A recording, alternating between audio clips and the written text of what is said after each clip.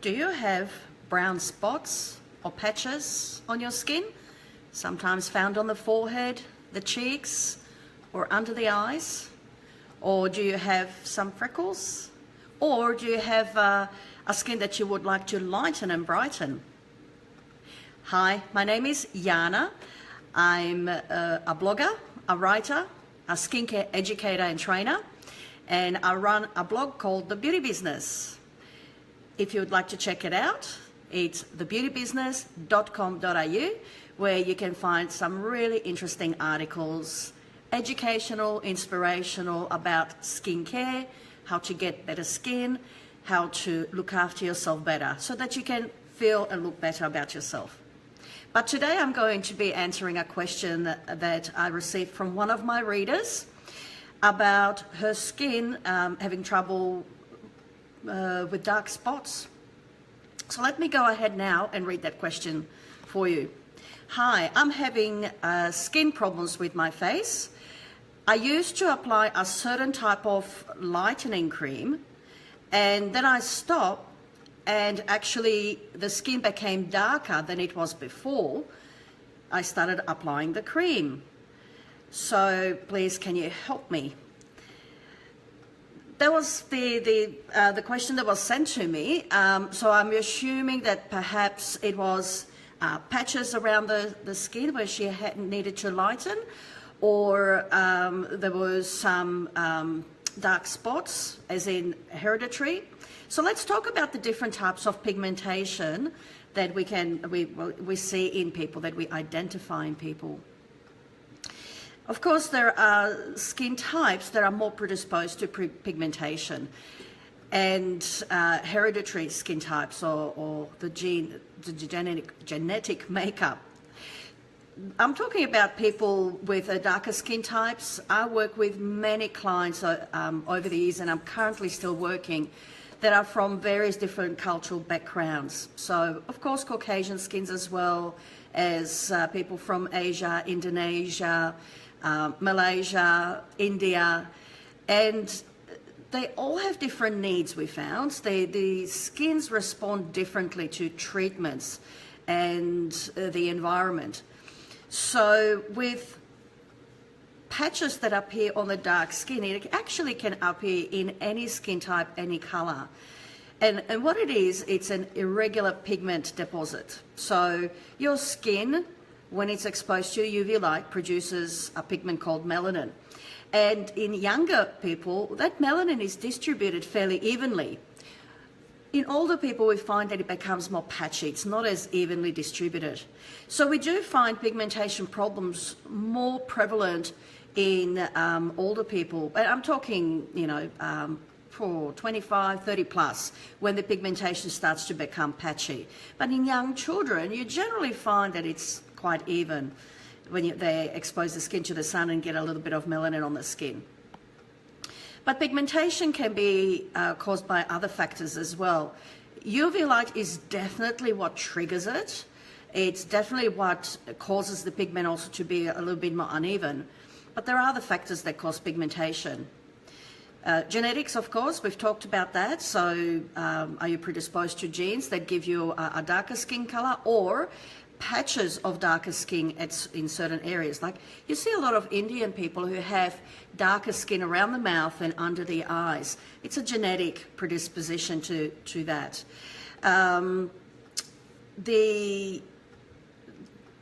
Also, pigmentation can be quite obvious in people with fair skins when they expose themselves to the sun. For example, here in Australia, it's not really natural for Caucasian skins to be exposed to this level of UV.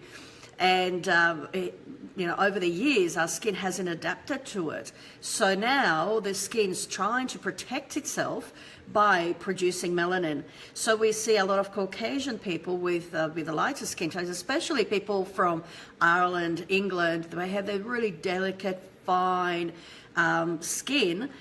Over the years, the skin becomes really patchy with pigmentation, and they can get very large freckles, and even those freckles eventually join up to cause large stains and spots.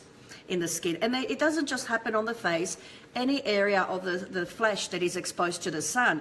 And it's interesting when you look at somebody's skin on top of the arm, for example, then you flip it over, look under the arm that's usually not exposed to light, what a different skin that is. So that's really interesting, and it just shows you how much UV is responsible. Now, sometimes people can get brown spots and pigmentation due to hormones, for example, pregnancy. And that's very common, and there is even a term called the mask of pregnancy for melasma, and that's like a large stain that can occur on the forehead or under the cheek area here as well. Now, those areas are very much exposed to UV light, so the UV light definitely does affect it, but the hormones is what's triggering that overproduction of melanin in the skin.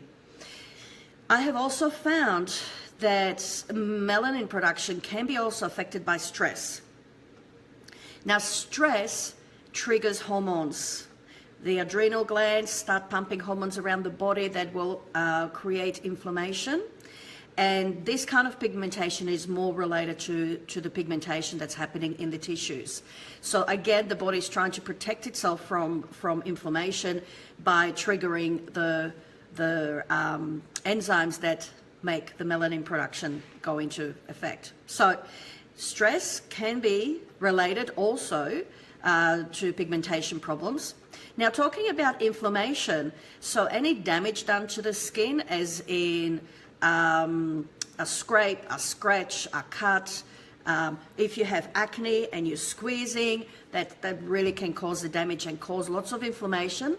So some people are predisposed to, when they get a scratch or a cut or some type of injury to the skin, that after that scar heals, a brown spot is left behind. So the purple bruise type tissue after the injury has healed turns to a more brown spot. And I see that more prevalent. I had really good friends from Philippines, from Thailand, some of my best friends are from China as well, and I noticed that they are very much predisposed to post-inflammatory hyperpigmentation, which often occurs on the face after acne.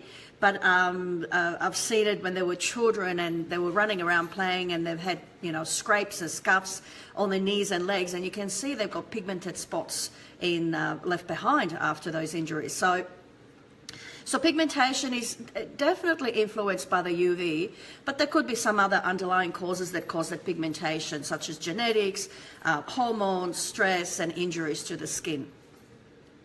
So going back to the question that my friend sent to me about her trying to lighten her skin. Now, she's actually from an Indian background, so she was using a lightening cream to brighten her skin, because it's interesting, with us Caucasians, we've got light skin, so we go and have spray tans because we'd like darker skin. Isn't that funny? People who have curly hair want straight hair and vice versa. So my friend, she really would like to have a nice fair skin, so she was using a lightening cream. And then when she stopped, she actually found that her skin became darker and came back. So that's interesting. Now, that can happen sometimes for people, as we talked about, post-inflammatory hyperpigmentation. So the cream that she was using was possibly causing some inflammation in the skin. And initially, the active ingredients would have faded that pigmentation. But afterwards, because of the inflammation in the skin then went again into overdrive and overproduction of melanin. So this is typical of over-the-counter medicines or creams that are found in pharmacies or prescribed by doctors. They're quite strong ingredients for lightening skin, for lightening pigment, but they can cause inflammation in the skin, so they're not really suited for everybody. You have to be very careful how to use it, and you've got to be patient. So probably try a lower dose. Talk to your doctor about a lower dose rather than going in really hard and causing inflammation, which can then cause problems down the track. However, in skincare, we have quite a few products that can help, which are of lower dose and It can have lighten and brighten in the skin, but it does take patience and time, and you've got to wear sunscreen. So let's talk about how to actually help brighten pigmentation and help to even out the skin tone with cosmetics. If you need something stronger, then I do suggest you go and see your doctor or dermatologist and talk to them about the medications they can prescribe. I used to work in the pharmaceutical industry, and I used to do training for the pharmacy assistants, helping them select the right product for their clients when treating problems like this. So there were often skincare products that are available in pharmacies, but they're quite strong. So I would always advise you to talk to the pharmacist or talk to your doctor. But let's go back to skincare and cosmetics, how they can help. So the first thing that will help is, obviously, you've got to commit to wearing a sunscreen. So I've told my friend, were you wearing sunscreen? And she wasn't, of course. Oh, this is something interesting. With the darker skin types, like Indian, Sri Lankan, Indonesian friends, they tell me that it's not just the UV. They can be indoors, but it's the heat of the country. For example, they live here in Australia, they'll go back home to visit some family, and they say, swear to God, wore my sunscreen, but it was just the heat of the environment. They go back and it's really, really hot. So again, that inflammation as a result of the heat will trigger that pigmentation. So coming back to sunscreen, yes, it is really important you wear your sunscreen every single day. Whether it is overcast, UV light penetrates even through the clouds. It penetrates through the windows. So if you're driving in the car, yes, you can get sun damage as well. So you need to wear sunscreen all the time whenever you've got your skin exposed to the UV light. And there is a saying, if it's daylight, if you can see, there is UV present. So the only time you don't have any UV is in perfect black, pitch black, darkness. So wear your sunscreen every day. Find something that works for you really well. If you're predisposed to post-inflammatory hyperpigmentation, I'd be looking for sunscreen that's more mineral-based, more zinc-based, titanium dioxide and zinc oxide, because particularly zinc has a calming anti-inflammatory action, and these are physical blockers. So they physically block the UV light from reaching the skin. Whereas chemicals, filters or sunscreens, they do allow some of the light to be absorbed into the sunscreen, which is then converted to heat, and the heat can be a problem for this type of skin. So sunscreen is number one. And in fact, when I'm treating clients and they come to see me about pigmentation, about melasma, freckles, and they would like to help, even out the skin tone, if they are not committed to wearing sunscreen, there's no point really. If you don't wear sunscreen, there really isn't any point in going ahead. You'll just be wasting your money because you're fighting fire with fire really. So sunscreen is number one. Next, exfoliation. Regular exfoliation is important. Why? Because pigmentation it appears in your dead skin cells, which accumulate on the surface, and the more dead cell layers you've got built up on the surface of the skin, the deeper your pigmentation patches appear. So keeping your skin exfoliated and keeping it turning over at a better rate will not only help to keep it clear of the dead skin cells, but also it will help to speed up the scaling, healing and rejuvenation process.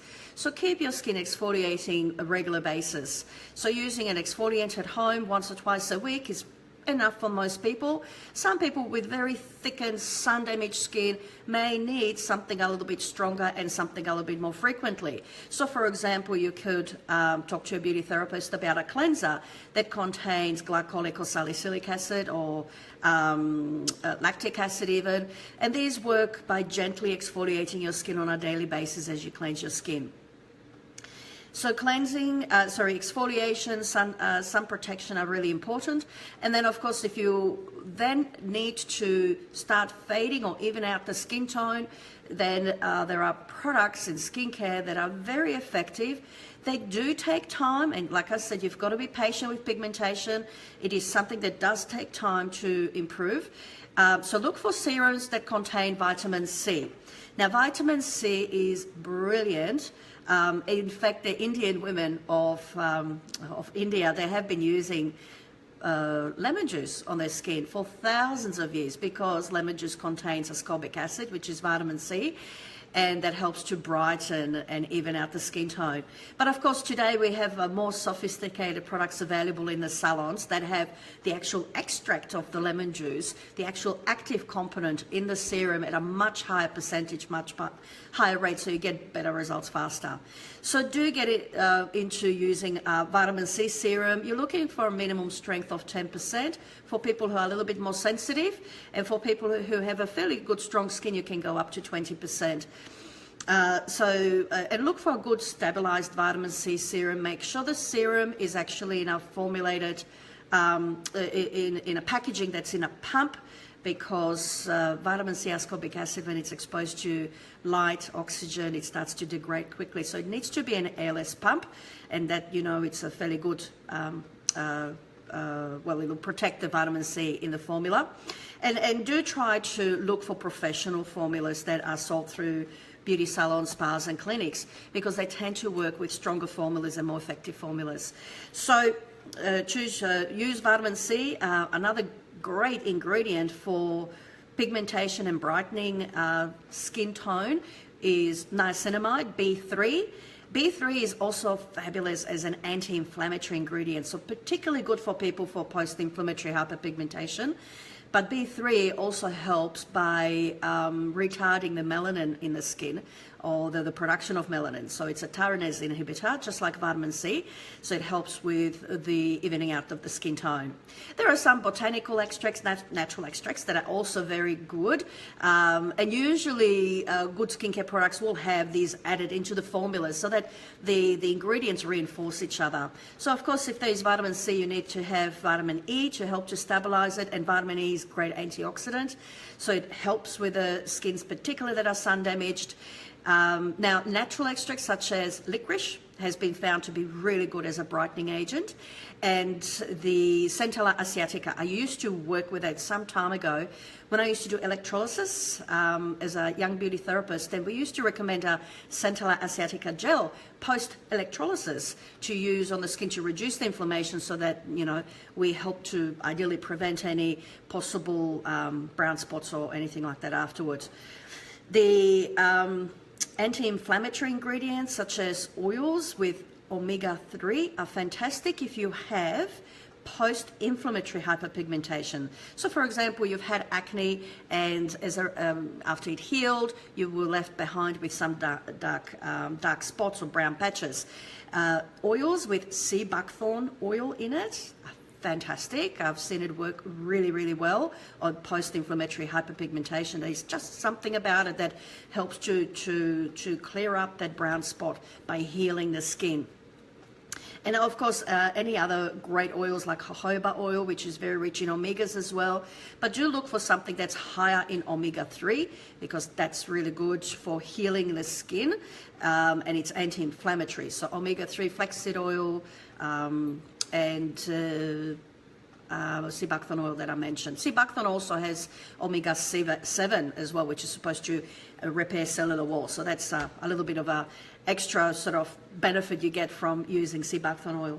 So there is a few ingredients you can look for, both in serums and in your treatment creams, that you can use every day to help even out your skin tone and brighten pigmentation. So sunscreens, the use of exfoliants, AHAs, brightening agents, brightening botanical extracts like licorice, and tyrosine inhibitors like vitamin C and B3 would be the key to having a brighter skin. But I will tell you, it does take time. You have to be patient, and you have to be diligent with your skincare every single day, and it will reward you. You will get a lovely, brighter skin and more even skin tone. The problem with pigmentation is once you have it, it's permanent. It's always under the skin. All we need to do, we as beauty therapists, is pick up our Woods lamp, or in some clinic salons, they've got actually the machines to analyze the skin, and they use a black light to look what's happening beneath the skin, and you see the pigmentation there. So it will always be underneath. So people with pigmentation need to, you're looking at a long-term skincare plan, really, to maintain it, to even out the skin tone and then maintain it. And you've just got to be diligent. The minute you go back out in the sun, it'll come to the surface, unfortunately, and then you've got to start from scratch again. Now, professional treatments that are fantastic at treating pigmentation, and they'll just speed things up and give you more dramatic results, would be, of course, peels. I've had some excellent results with glycolic salicylic peels on particularly people from India and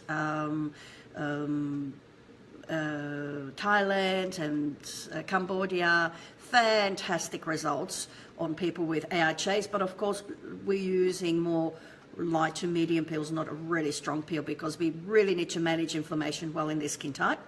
Asian skin too, fabulous results with AHAs. Now, microdermabrasion is sometimes used as well for helping fade pigmentation. I had fantastic results doing microdermabrasion on people from Mediterranean backgrounds, Italian, Greek, respond very well to it.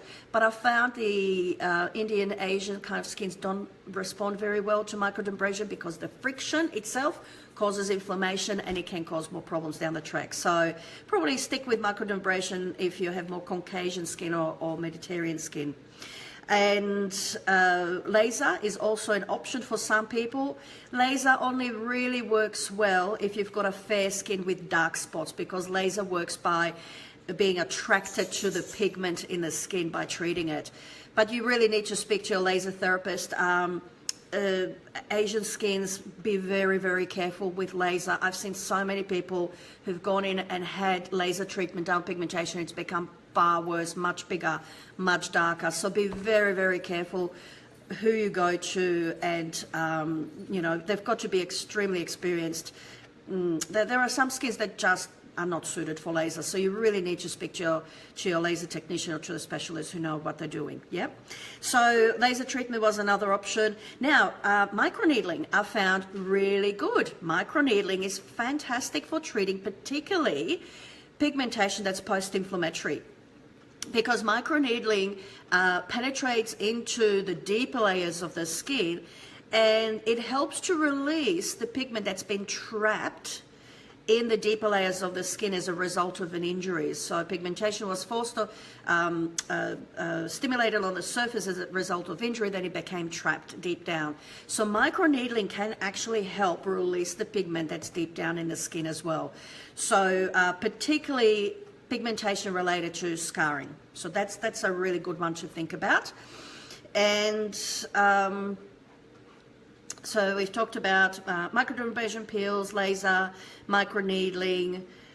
Look, send me a note, post a note below. If you're a beauty therapist and you're doing treatments for pigmentation, what did you find worked really well? Why don't you share that with our viewers here? So anyway, so that's the solution for my friend who has been suffering with dark patches and dark skin tone, and she needed to lighten and brighten it.